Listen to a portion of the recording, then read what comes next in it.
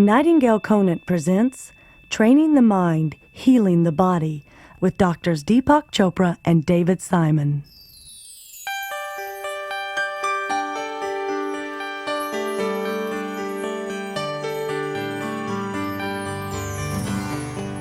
In this informative and practical course, you'll explore natural, holistic approaches for creating and preserving health with two of the world's foremost experts on mind-body medicine. Dr. Deepak Chopra is the leading exponent of the role of consciousness in the dynamics of healing. He is an internationally acclaimed speaker, a best-selling author, and he is educational director of the Chopra Center for Well-Being in La Jolla, California. For over a decade, his partner in disseminating ancient healing wisdom for today has been Dr. David Simon, Medical Director for the Chopra Center for Well-Being. A board-certified neurologist, Dr. Simon supervises the training of healthcare providers from around the world in the principles and practices of mind-body medicine. Here now with an introduction is Dr. David Simon.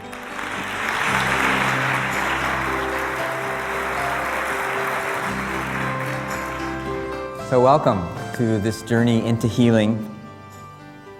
There's a story about a great Ayurvedic sage named Jivaka. When he was a medical student, his teacher assigned the class the task of going out into the environment and bringing back a few things that had no medicinal value. So within an hour or so, all the students in the class came back with this twig or this rock or this bug, but no one could find Jivaka. So everyone was waiting, hours went by, students were getting somewhat frustrated. At the end of the day, there was still no Jivaka, so they retired the class, came back the next day, another day went by, same story. All the students were really cussing under their breaths. Where was this guy? And then a few days later, Jivaka came back and he was empty-handed. And again, the students were very upset. We wasted our time for the last few days. Where have you been? And then, demonstrating his understanding of life, he said, I couldn't find anything that didn't have some influence on health. I looked at the rocks and I understood that there were minerals within those rocks that could have a healing impact on our lives. I looked at every plant, every weed that I could find, and as I experienced the power of that plant, I realized there was something there for us. I looked at every animal, every bird, every mammal, every lizard, and knew that everything that I put my attention on was in some way changing my state of being. I looked at the sun and the moon and the stars and the clouds and realized that everything that I brought into my awareness changed who I was and was metabolized into a new form of who I was. So I couldn't find anything that didn't in some way or another impact my health. And this is the framework of Ayurveda that we really hope to impart to you over the next few days. Not so much Ayurveda as an alternative medical system, because we don't really see it as such, but as providing this unifying framework that integrates the environment, our senses, our body, our minds, our emotions, and our spirit. And that when we really begin to think in these terms, we'll see that, like Jivaka, everything that we put our attention on can have an influence on our well-being, and we really will be holistic in our lives and in our practices. So what do we hope to accomplish? One thing that we hope to accomplish is to create the understanding that healing occurs at many different levels. There's this expression, it says, if the only tool that you have in your tool chest is a hammer, then everything starts to look like a nail. And I think one thing that we've seen in this whole world of healing is that everybody has their hammer. For a medical doctor, it may be a prescription pad. For a chiropractor, it's a spinal adjustment. For a homeopath, it's a tincture, a miasmic tincture. For a hypnotherapist, it's an induction of a chant. For an acupuncturist, it may be acupuncture needles. But true healing means choosing the right tool for the right concern and not trying to impose one particular structure on everybody's issues. So one of our goals here this week really is to provide you with new tools, so that you can perhaps choose a subtler intervention when it's appropriate without relinquishing the more powerful tools that may be appropriate in other circumstances. we really want to try to break down the barriers between disciplines. This framework that we're going to be operating within is really a very holistic one, because it utilizes everything in our environment, outer and inner, to establish increasing levels of balance and integration in our lives. Ultimately, we're making a shift from a very material-based view of the world to what we call a consciousness-based paradigm. Since probably the time of Isaac Newton, perhaps a little bit before, we've had this idea that life is the byproduct of molecular interactions. You get a bunch of molecules together, they collide, they form certain boundaries and bonds, and through some very sophisticated and basically unimaginable process, we eventually create human beings, awareness, love, emotions, joyfulness. We're making a new shift now, and it's really reflecting in every aspect of our lives that consciousness is really the primary substance of the universe. When we look at the world from a material perspective, then it makes complete sense that our only interventions have been material-based interventions. If the body is just a physical machine, then of course we're going to interact with it in the same way that we would bring our car into an auto repair shop. We'd want to clear out the fuel line or replace a broken part. But if we begin to understand that the body is really a network of energy and information, constantly exchanging intelligence with the universe, then it begins to open up the possibility of how to create greater balance, create healing in the mind and in the body through choices and behaviors. We are the sum total of the choices that we've made up until this point. And if we want to change who we are, then we just simply need to begin to make new choices, new interpretations, new perceptions. I think that we all agree that there's probably no one who has created the conversation around this better than Dr. Deepak Chopra. Deepak's really been this remarkable translator of this ageless healing wisdom into language that, in this modern age of fax machines and cellular telephones and splitting of the atom, we can really understand and integrate. And so really, I consider Deepak to be the professor emeritus of mind-body medicine. So please join me in welcoming Deepak Chopra.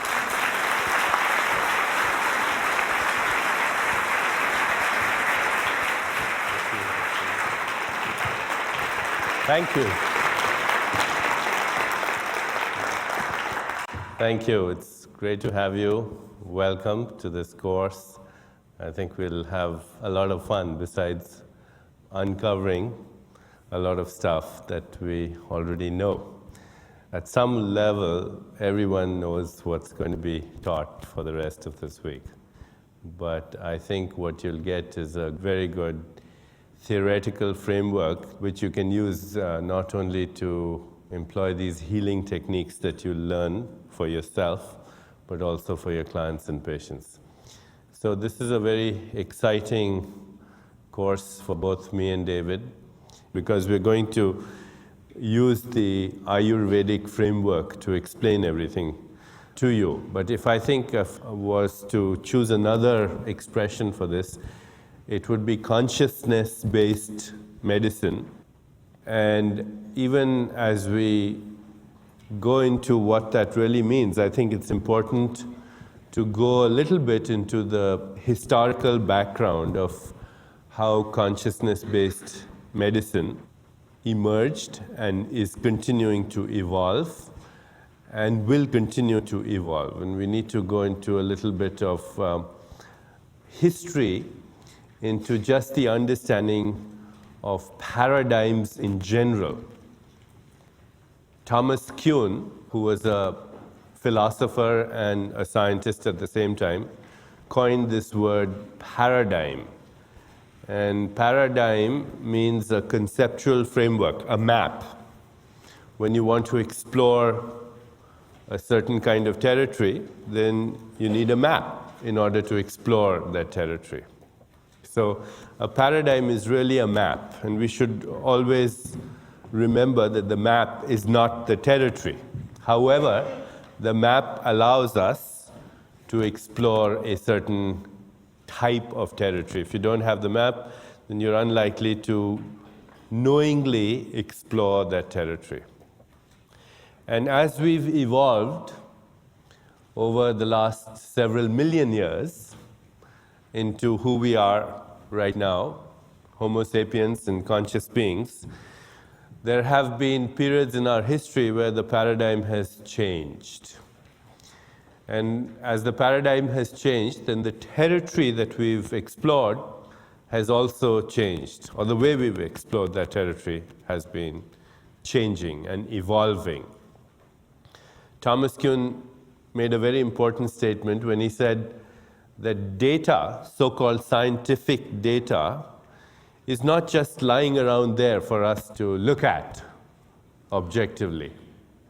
We summon forth the kind of data, even in our scientific methodologies, we summon forth the kind of data that reinforces our paradigm. So our conceptual framework allows us to elicit from what is essentially a quantum field, or you might say a field of infinite possibilities.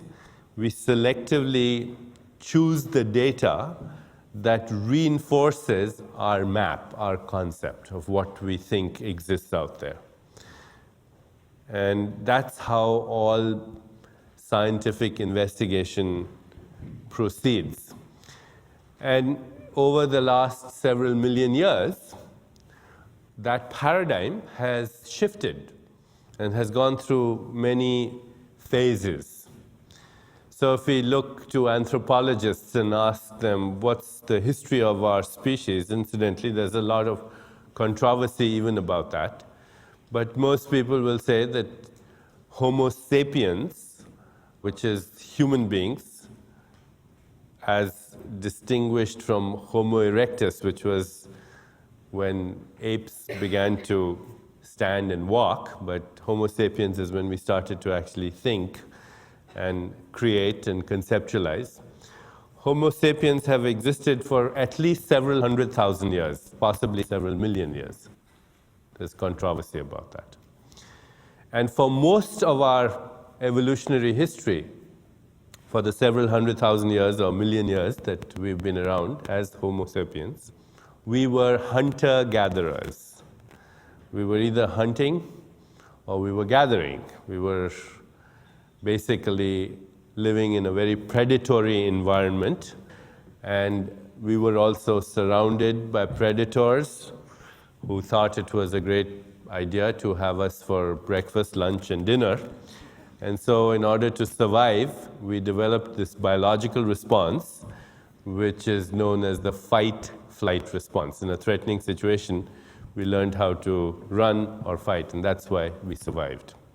And this response is controlled by a part of our brain, which is also known as the brain's brain. It's called the limbic system, and it controls basic instinctual and survival responses. And David will tell you that when we were in medical school, the way we remembered the functions of the limbic system were the 4 Fs: feeding, fighting, fleeing, and the physical act that's responsible for the procreation of our species. So for millions of years, hundreds of thousands of years, that response dominated our awareness, our biology, our genetic structure, and is still really the most powerful response in our physiology. So the first phase of our evolution as human beings was hunter-gatherers. But around 6,000 years ago, something dramatic happened in our evolutionary history. As humans, we discovered first horticulture and then agriculture. And with the discovery of horticulture, which was just the knowledge that you could take a stick, you could bore a hole in the ground, you could put seeds there, and then these seeds would sprout, and what you got out of that was something you could eat. Agriculture came a little later, where humans discovered that you could use animals, and you could have a plow that could be driven by an animal, and then you could actually increase your wealth in terms of what there was available to eat. So the age of horticulture first and the age of agriculture second. Around the age of horticulture, there is the emergence amongst human beings, the concept of gods and goddesses, deities. Humans began to pray to gods and goddesses to bring them abundant rain and good environment so that their seeds would sprout into abundant fruit and agricultural products, grain and so on. And then with the age of agriculture, more time available, and this happened, as I said, almost 6,000 years. And around this time, we have the emergence around the globe, around our whole planet, of what have come to be known as the axial sages. So the axial sages, because they all appeared around the whole planet around the same time in our evolutionary history. We can start in the East with Lao Tzu and Confucius and the Indian sages of the Rig Veda and later the Upanishads. And we have in the West the thinkers like Pythagoras and Socrates and Plato and Aristotle. And we have Moses in the Middle East, and then many centuries later we have great prophets like Muhammad and Christ, and in the Indian realm, the Ramayana and Mahabharata, the names Krishna and Ram, and we have Buddha, of course, and many, many others. I can't even name all these great thinkers that emerged around the same period, if we say this is within the last 6,000 years. And with this new phase, the paradigm again shifted. The paradigm shifted into a worldview that looked at divine forces ruling what happened in the material universe, invisible forces. And because all these axial sages had a technology to access that invisible world, whatever their methodology might have been, there were similarities. The experiences that come with silence and meditation, the meditative disciplines, the origins of yoga. Incidentally, the word yoga is related to the word yoke, and the Latin derivative of that, which means union between body, mind, soul, spirit, and the universe, physical universe. So it is during this period that we also learned to elicit, as human beings, a different biological response than just the fight-flight response. The fight-flight response was based on fear and came out of a necessity for survival. And then during a later period, the fight-flight response manifested in humans also as something called the reactive response, which is the fight-flight response in disguise. A reaction to a stimulus basically with survival as the basic need. And reactive response are things like our control dramas, confrontation, intimidation, indifference, stubbornness, cunning, ruthlessness. These are the control dramas that humans participate in, and the essential basis for that is again survival. But beyond the reactive response, during the time that our evolutionary history saw the emergence of the axial sages, these axial sages had given us, or have given us, insight into yet another physiological response that we'll be using during this course, all through this course. The third response to emerge in the human nervous system is what is called the restful alertness response. And this is the response that we will all be eliciting during this conference, during the next few days. In fact, it will be the basis of understanding a lot that we are going to explore this week. The restful awareness response is the ability of the nervous system to go beyond the eyes of perception, the eyes of the flesh, to go beyond the eyes of the mind into literally the eyes of the soul or spirit. It's the response that gave rise to the literature and the theoretical framework that we'll be exploring. Because whatever we explore in the world of so-called reality, first of all, it's based on a certain conceptual framework, but that certain conceptual framework also comes from a certain methodology. So anything that we explore, and if we want to call it science, any scientific discipline that we want to explore has three ingredients to it. First, there's a methodology. Then as a result of that methodology, there's an experience. I want to look at the craters on the moon, right? In the methodologies, I have to have the right instruments, telescope and so on. And then when I can use those instruments, then I can see the craters on the moon. Well, that's the experience. And the third ingredient of any scientific exploration is that I must be able to share that methodology and that experience with my peers. And if I say, well, look at this telescope, this is how it works, you look through it, you'll see the craters of the moon. They also see the craters of the moon. We have an agreement, we have a similar experience, and that collective agreement then becomes our science. That's how science always works, a methodology, an experience, and an agreement. And what happens is that there are many ways of using the methodology. The methodology can be physical, which means using the eyes of the flesh. The eyes of the flesh is our sensory experience. What we see, what we hear, what we touch, what we taste and smell.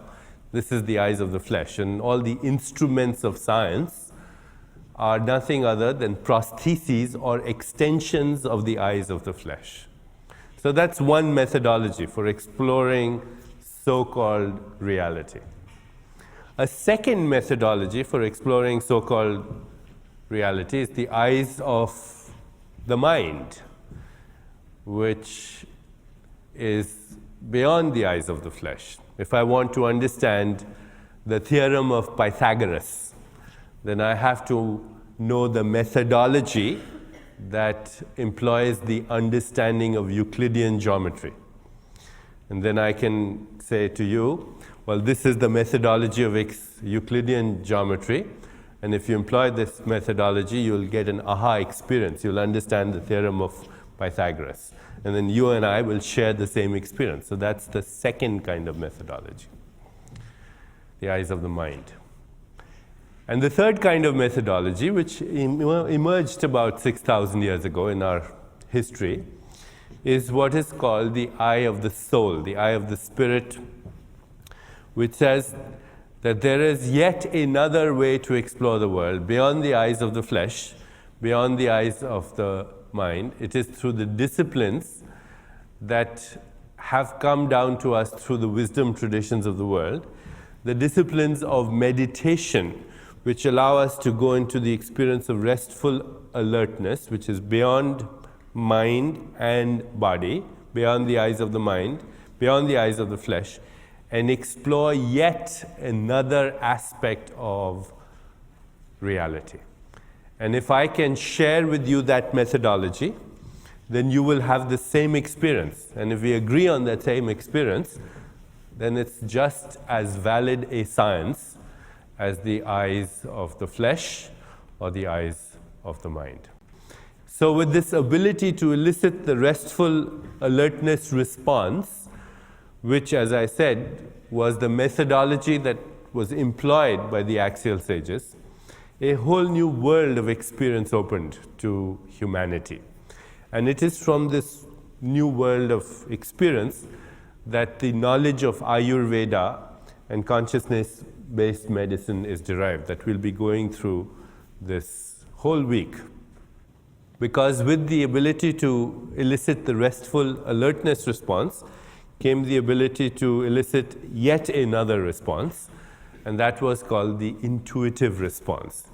The intuitive response is to go into the eyes of the soul, through the eyes of the soul, into the realm of this deeper reality, which is beyond mind and body, and actually access a form of intelligence which is very different from our intellectual intelligence. Our intellectual intelligence is rational, it's linear, it is based on direct cause and effect. This is the cause of this, and this results in this, logic. Whereas the eye of intuition, or the intuitive response, goes to a deeper level of intelligence, which is more contextual, which is more relational, which is more holistic, which looks at the world at many levels of existence, which is more intuitive, more nourishing, more wise, does not have a direct win-lose orientation, and is not based on direct linear cause-effect relationships. This is the intuitive response. And when the ancient sages of the Upanishads discovered the intuitive response, they exclaimed, there's a famous expression that comes from the Vedic literature, yatha pinde tatha brahmande, which says, as is the atom, so is the universe. As is the human body, so is the cosmic body. As is the human mind, so is the cosmic mind. And that there is an inner intelligence within us, which is the ultimate and supreme genius. It mirrors the wisdom of the universe, and it's beyond rational thought, but it's much more precise in its computing system and much more accurate, actually. And that's the next response that humans had. And as a result of the intuitive response, they developed yet another response, which can only be called the creative response, in which they developed the ability to create something that seemingly never existed before, a new combination of elements and forces in the human consciousness to create something that actually had no existence before, the creative response. And from the creative response came yet another response, the visionary response, to see as a result of that new creation a vision of possibilities of what is possible in the future, what is possible in the field of pure potentiality, which doesn't exist now, but to have a vision of what we can create in the future. And from the visionary response came the next response, the sacred response, having created something that never existed before, having a vision for the possibilities in the future. How does that allow me to get in touch with the creator herself, or the creator himself, or the creator itself, whatever word you want to use, to get in touch with that part of us which is infinite and unbounded. So in the last 7,000 years, we can see that in terms of just the evolution of our own consciousness, a term that I like to use, the word metabiological evolution. Darwinian evolution was all about survival of the fittest, was all about who was the best predator. But metabiological evolution is about the evolution of our own consciousness.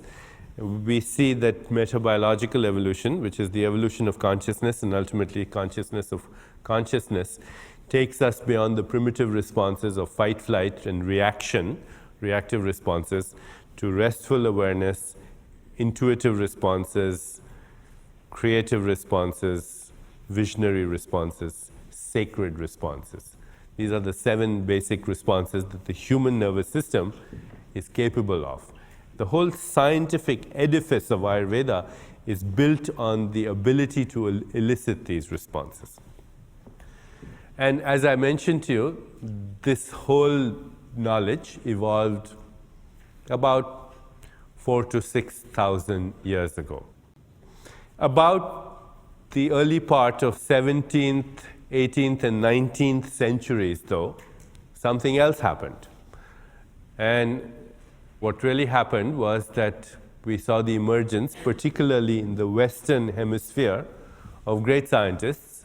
I don't need to name all of them, but the principal one that everyone seems to relate to, who created the new paradigm that took us away from the age of agriculture into the mechanistic and industrial age was Isaac Newton, with very elegant methodologies of the mind and also eyes of the flesh and eyes of the mind. He developed a new conceptual framework. And the new conceptual framework explained everything in the universe in mechanistic terms, which means that matter became the god. Invisible forces disappeared for a while, and invisible forces, even though they were acknowledged, gravity being the most important and electromagnetic forces also, even though they were acknowledged, in fact, the whole basis of understanding of these forces was a mechanistic worldview. If you can understand the nature of matter, then you can understand everything. If you can understand how molecules behave, then you can understand everything. And with that mechanistic worldview, we saw the emergence of our so-called modern scientific medicine as well. Modern scientific medicine is the offspring of the mechanistic worldview, which looks at the world through the eyes of the flesh, the eyes of the mind, and says, if I understand the nature of molecules, then I should understand the nature of the universe. The universe is like a big mechanical clock. It has all these parts to it. If I understand the parts and how they work, then I know how the clock works. And so this mechanistic worldview also gave rise, and this is part of our industrial age, emerged with it. And with this came the anatomical worldview of human beings. We are basically looked at as physical machines that have learned how to manufacture thoughts. Human beings are a wonderful machine, and consciousness is the byproduct. The invisible forces are byproducts. If you think, if you fall in love, if you believe in God or heaven or hell or salvation or damnation, you can understand all this by understanding how molecules behave. And with this worldview also came the whole notion that with the right drug, with the right mechanistic intervention, with the right technology, it was possible to cure any illness as well. This is the paradigm that brought us right into our current age in the early part of this century, which saw the emergence of great breakthroughs actually in scientific medicine, antibiotics and all kinds of other pharmaceuticals. So the understanding was, if I know how bacteria multiply, can interfere with that with the appropriate antibiotic, then I shouldn't have infections anymore. If I understand how cancer cells replicate in the DNA, can interfere with that with the appropriate chemotherapeutic drug, you should get rid of cancer. If you know how hydrochloric acid binds to its receptor sites in stomach walls, interfere with that with the appropriate H2 receptor blocker, you shouldn't have ulcers anymore, etc., etc. All of modern science is based on one fundamental premise. If I know the mechanics of something, the mechanism of something, and if I can learn how to interfere with it, then I should be able to change it. So all of science this is the fundamental premise. Unfortunately, we didn't realize until recently that mechanisms of illness are not the origins of illness.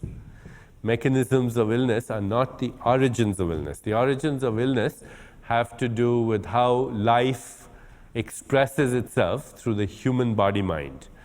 And these are processes that we will discover, which we'll discuss, which we'll go over in great detail during this week. Processes like eating and breathing and digestion and metabolism and elimination and the world of sensory experience, what we hear and what we touch and what we see and taste and smell, and an inner life that we all have of thought and feeling and emotion and desire and memories and dreams. These are the processes that, in fact, influence what happens in our life. This is how life expresses itself through the human body-mind. Not paying attention to the fact that the origins of illness are not the same as the mechanisms of illness, we went under the premise that if we could just understand the mechanism of illness, we would be able to take care of it. But even though scientific medicine made major breakthroughs, and I want you to all be very sure during this week that we have nothing against scientific medicine. Scientific modern medicine is extremely effective in acute illnesses and can save your life. But it's incomplete. That's the whole thing that we want to understand. It's not holistic in its totality. It's not holistic because in order to be holistic, it has to understand the body, it has to understand the mind, it has to understand the soul, it has to understand the spirit, it has to understand the environment. Scientific medicine in which we were trained, David and I, we became really superb technicians who knew almost everything about the human body and absolutely nothing about the human soul, because there was no fundamental basis for understanding the soul. This mechanistic worldview has ruled medicine till recent decades. And now we're seeing a shift again in the paradigm, which was completely mechanistic, completely part of the industrial age, into a new shift in medicine. And this comes from the worldview that literally saw the breakdown of the superstition of materialism. Because in the early part of this century, what happened is there were major discoveries by scientists like Niels Bohr and many others, Heisenberg and many, many other scientists, great scientists, quantum physicists, who said that if you really begin to look at material things and understand the nature of matter, you'll understand that it's not material. Matter is made up of atoms.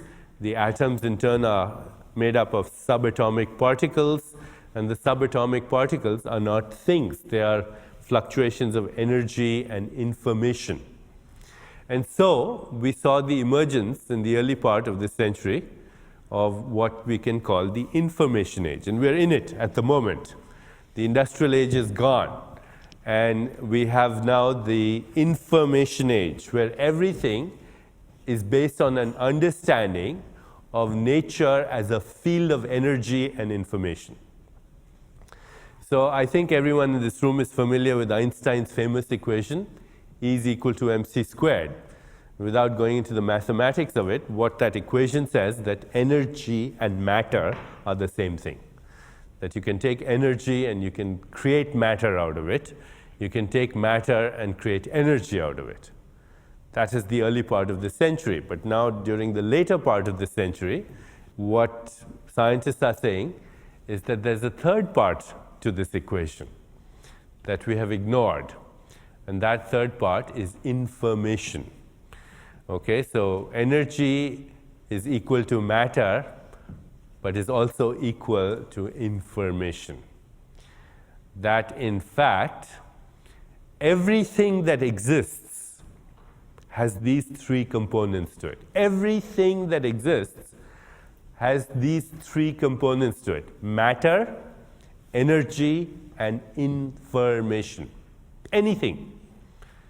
So you take a piece of meat, medium rare steak, it's matter, but it's also energy. That's why when you eat it, you use that energy for, you convert that matter into energy that you can employ in activities, physical activity and mental activity, but it has information in it.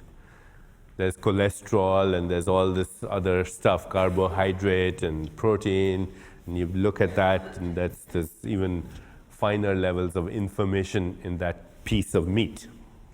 But that's true of this table.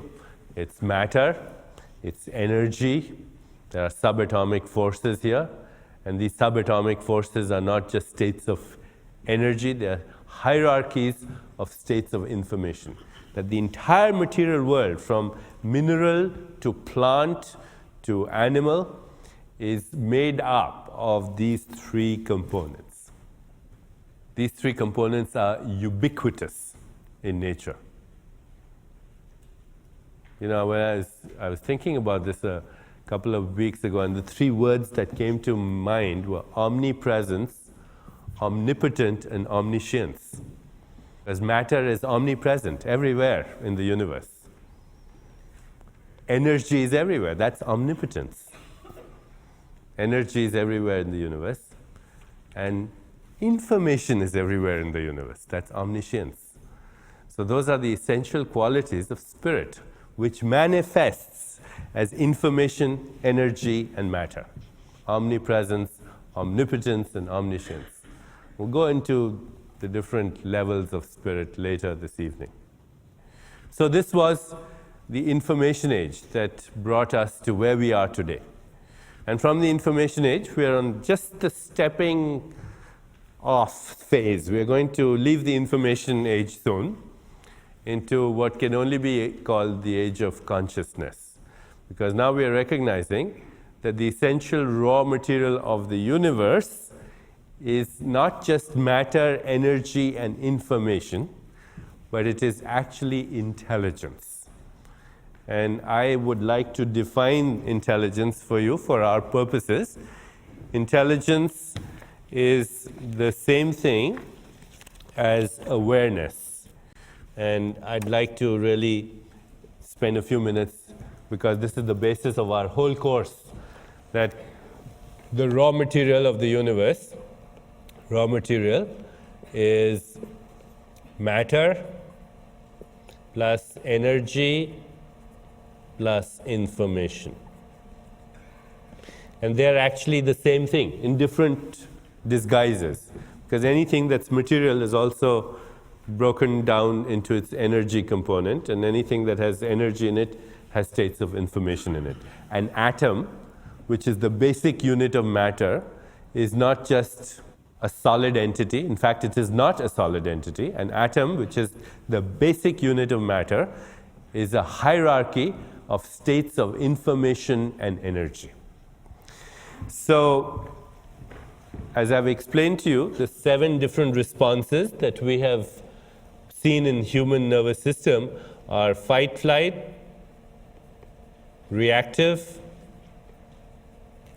restful alertness, intuitive, creative, visionary, sacred. And the different stages of our evolution have gone through the age of hunter-gatherer, horticulture, agriculture, industrial age or mechanistic age, information age, and now the age of consciousness. And so the paradigm has changed. And today, we are recognizing that the raw material of the universe, as we go from gross to subtle levels, is information, but actually it's not just information, it's intelligence.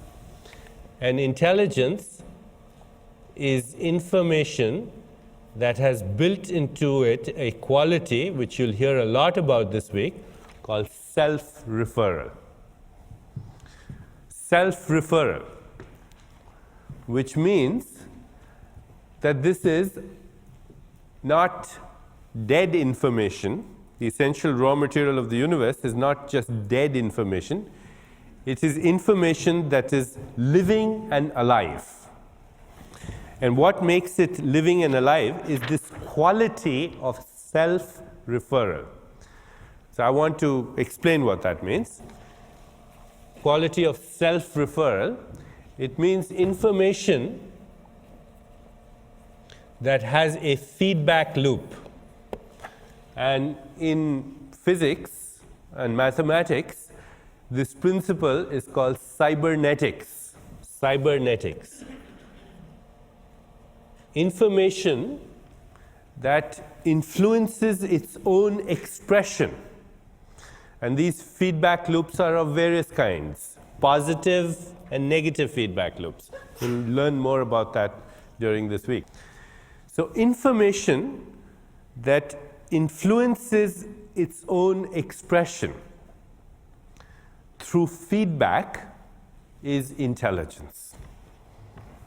And as a result of this feedback loop, information becomes intelligence and develops the ability to evolve.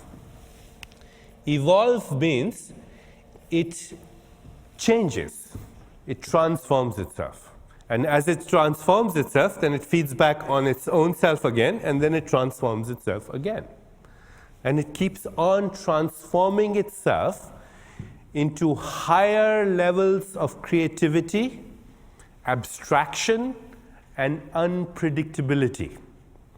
These are the hallmarks of intelligence.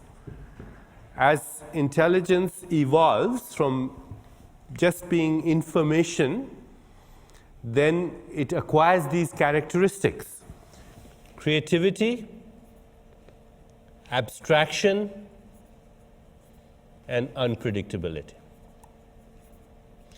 If the IBM computer was able to defeat Kasparov, it was because the computer technologists were able to incorporate these properties into that machine. The greater the degree of unpredictability, you go beyond the mere reactive response into the ability to choose from an infinity of possibilities. And this is what is now being seen as the essential raw material of the universe.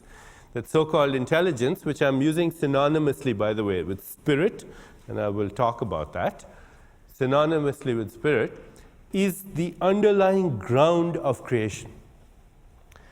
And as we will now be basing our entire series of lectures on this essential model that I have constructed for you, which is this consciousness, intelligence and consciousness are the same thing.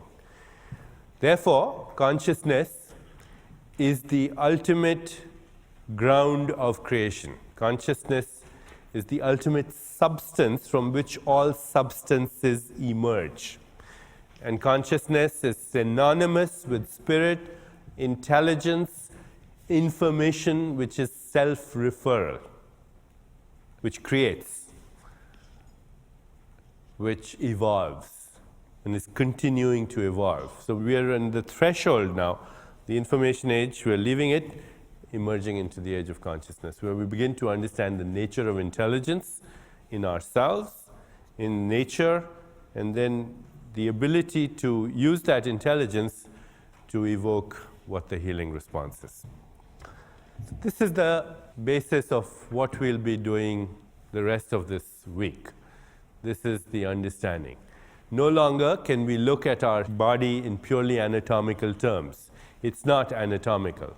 It's a river of intelligence, a river of information, a river of energy. The old paradigm, which was the mechanistic or industrial age paradigm, looked at the world made up of independent objects, independent of a perceiver.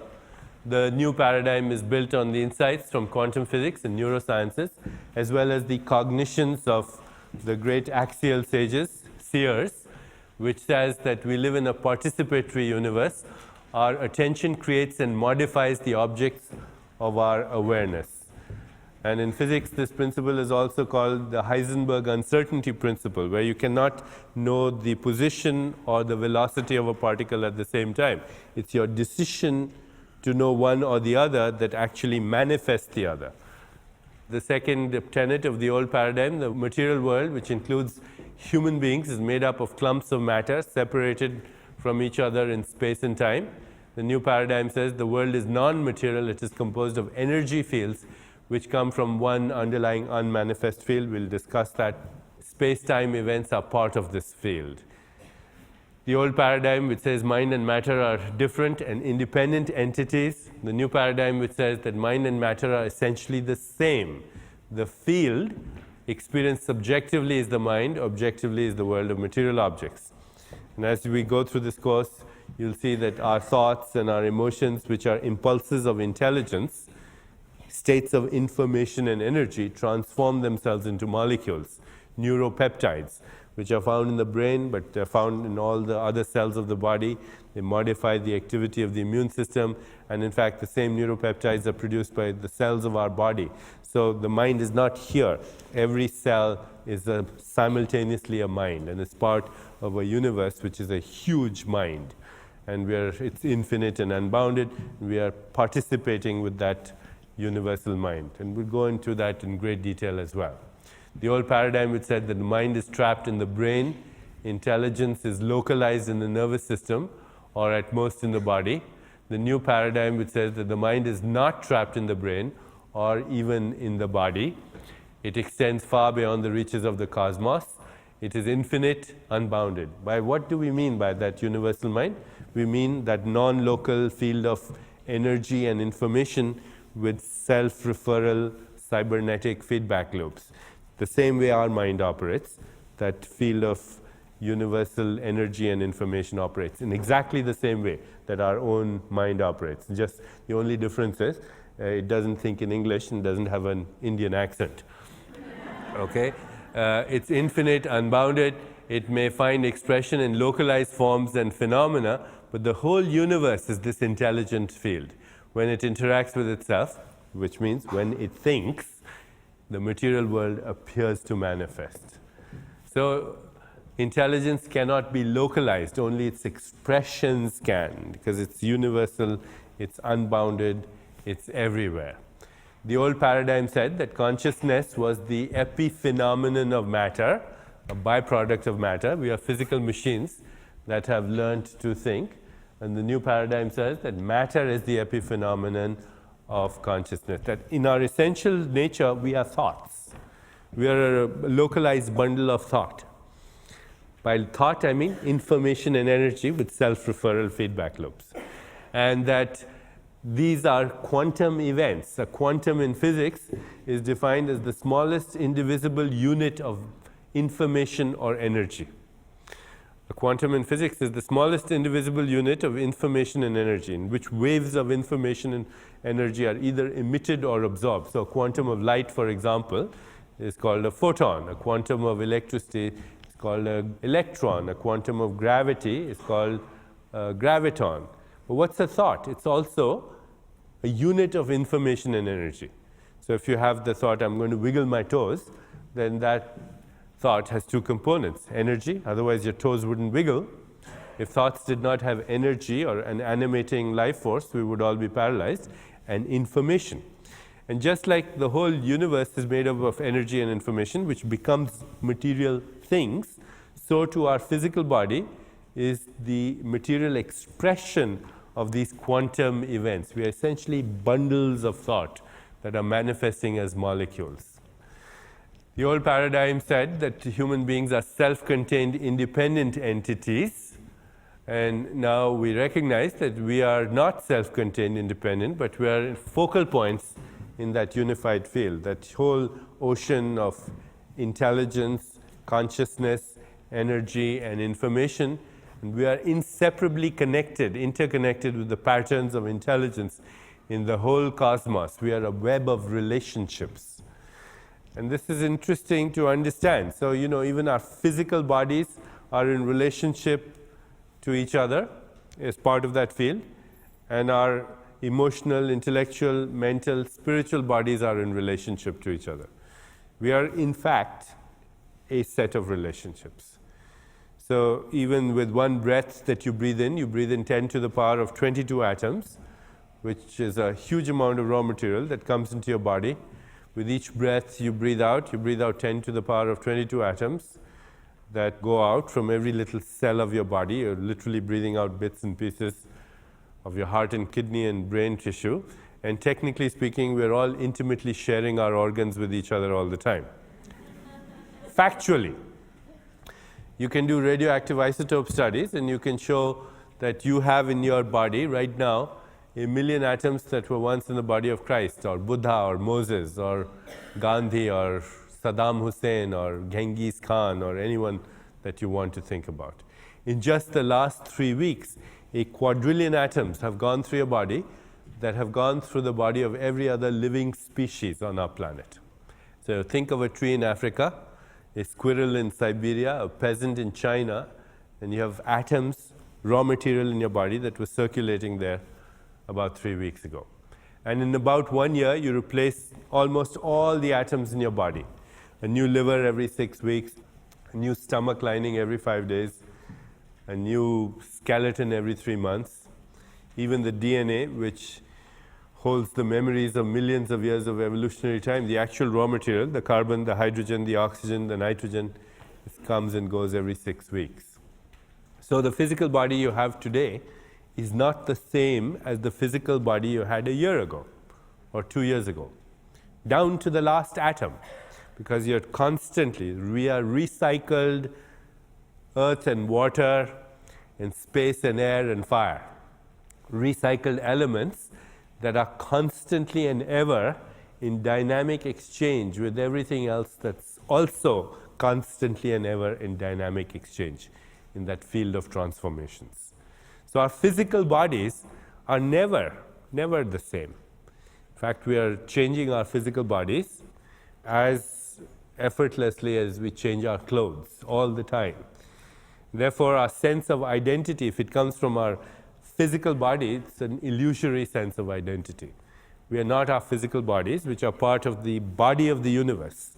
And the body of the universe is constantly and ever in dynamic exchange within itself, and we are part of that field.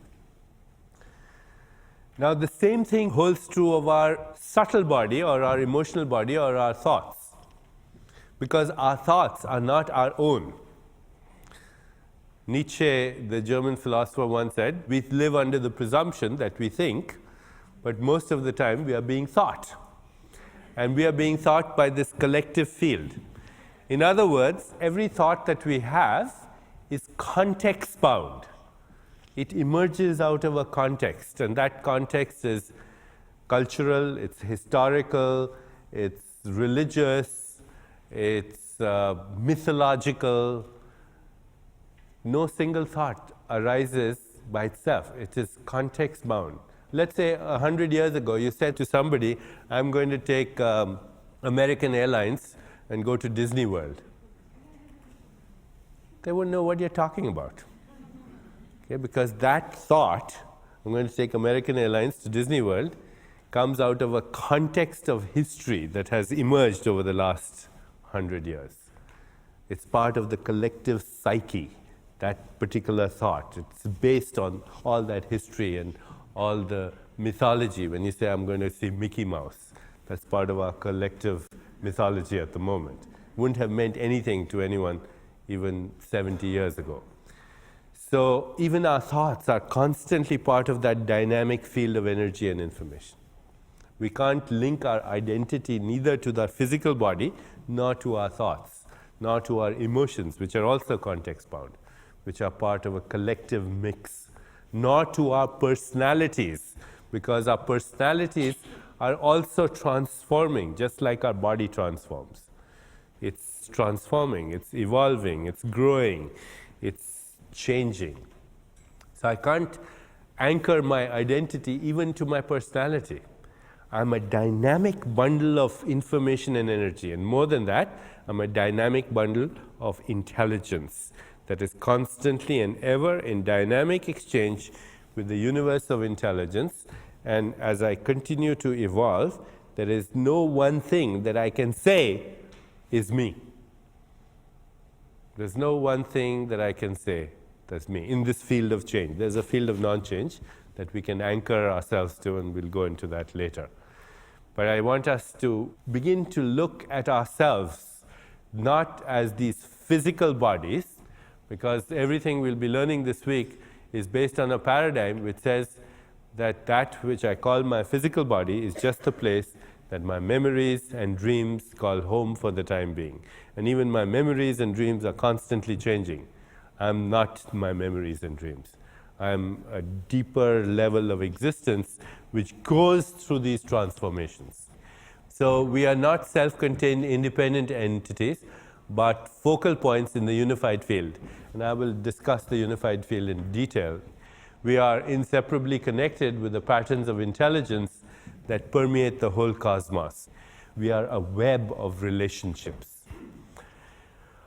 Our bodies, the old paradigm said, our bodies have well-defined edges, because that's what the eyes of the flesh said. This is a well-defined edge to our body. We are separate. But the new paradigm says there are no well-defined edges to our body. We are not separate. And we are totally interdependent, inseparable. Our bodies are changing, pulsating patterns, a part of the whole process. Our body is part of the universal body. Our mind is part of the universal mind. And then there were a couple of other ideas there, and that have to do with the whole notion of even space and time being structured out of this field. Because again, in the early part of this century, Einstein said that time is relative. Everyone knows that. Okay, that it depends on the speed of the observer and the position of the observer. But what Einstein did not explain was the fact that we can have different experiences of time while experiencing the same thing, being in the same place. So what Einstein did not say is time is not just dependent on the speed and position of the observer, it is dependent on the observation that you're making. Time is dependent, the experience of time is dependent on the observation that you're making. So if the observation that you're making is, I'm having a good time, then what happens? Time flies. If the observation that you're making is that I'm bored, then time drags. If the observation that you're making is, I'm running out of time, then you actually start to run out of time. Even your biological clock speeds up.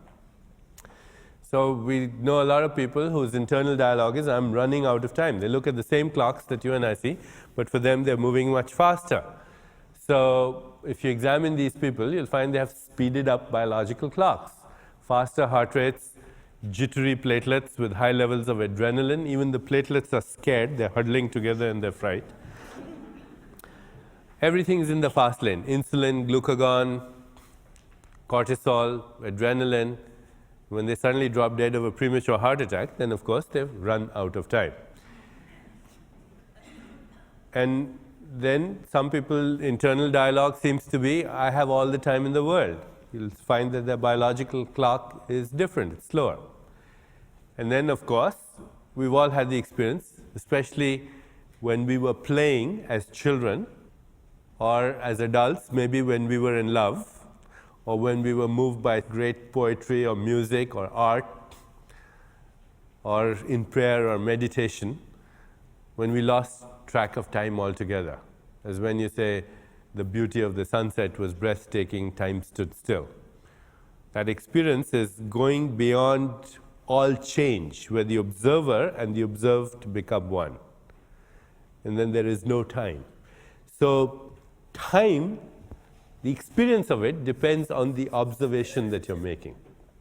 If our attention is always on that which is constantly changing, and we'll see the different levels of change, then our biological clock reflects that. But if our attention could go to something that is timeless and doesn't change, then our biological clock would come to a standstill for that period, which we would experience as timeless. And we will discuss the relevance of that, the practical relevance to that, when we discuss the mechanics of aging. Because even the experience of time is a manifestation of the measurement that we are making. And if the measurement is in the realm of the relative, where everything is changing, then time accelerates. If there is no measurement, which is the reality, the reality of the universe is that it's infinite, it's unbounded, it's timeless. There are no edges in space, and there's no beginning and there's no ending in time.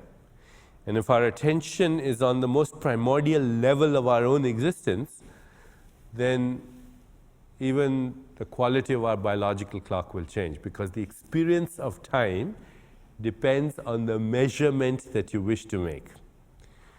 So in Vedic terminology, there is a word for that measurement. It's called Maya.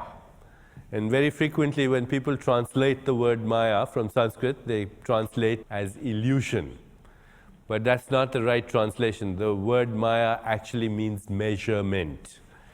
It's the origin of the word matter, because matter is a measurement of something that actually can't be measured, the infinite unbounded field of spirit. So matter, meter, which is the way we measure, so many meters. Music, which is another way of measuring rhythmically that which is immeasurable. Matter, music, meter, measurement, mother, which is the womb of creation where we start the measurement. We start measuring as soon as we are born. Mother, mater, mata, matrika, all these are different words that imply measurement or giving some degree of quantification to something that is unquantifiable. And that something is the ultimate ground of creation, which is the field itself. The field itself, which is spirit, which is intelligence, which is consciousness. And now, having said that, the rest of the week is actually going to be how we measure that which is unmeasurable. And having understood those different ways of measuring, we begin to see how we create balance in something which is essentially self-balancing. In fact, what we do when we get ill or unbalanced is we interfere with that spontaneous self-referral process. So this evening, when I come back, we'll focus our attention totally on the field. And during the rest of the day, we'll be focusing our attention on the measurable aspects of the field. This evening, we'll go back into the infinite, immeasurable potential of all that was, is, and will be, which is the field itself. Einstein, in the early part of the century, when he started his theories, he said in the new physics, there is no place for matter and the field at the same time. In the ultimate reality, the field is the only reality. And the field, which is spirit or intelligence or consciousness, it is the ultimate and only reality. And as it curves back within its own self, its measurements can be quantified as the activities of the mind, of the body, and of the universe. But the field by itself is the potential for space-time events. It's not a model for space-time events, it's the potential for space-time events. So the mind and the body and the physical universe are the space-time events that we measure. The field itself is unmeasurable. This is the paradigm that we'll be working through for the rest of this week. We'll go back from the unmeasurable into the measurable, then we'll go from the measurable back to the unmeasurable. Infinity to that which is finite, immortality to that which is mortal, back and forth, till we understand both theoretically and hopefully experientially that we are both simultaneously, the infinite and the finite, the immortal and the mortal, the unbounded and the bounded, the immeasurable and the measurable.